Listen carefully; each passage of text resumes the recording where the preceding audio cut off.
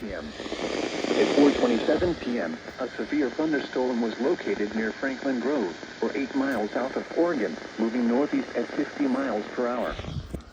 The National Weather Service in Chicago has issued a severe thunderstorm warning for eastern Ogle County and north central Illinois, northeastern Lee County. Locations impacted include Rockford, Rochelle, Cherry Valley, Davis Junction, Kirkland, Hillcrest, Malta, Stillman Valley, New Milford, Crescent, Linwood, Monroe, Severe. 50 miles per hour. Hazard, 60 miles per hour wind gusts. Source, radar indicated. This is locations impacted include Rockford, Rochelle, Cherry Valley, Davis Junction, Kirkland, Hillcrest, Malta, Stillman Valley, New Milford, Creston, Lindenwood, Monroe Center, Stewart, Fairdale, Kings, and Chana.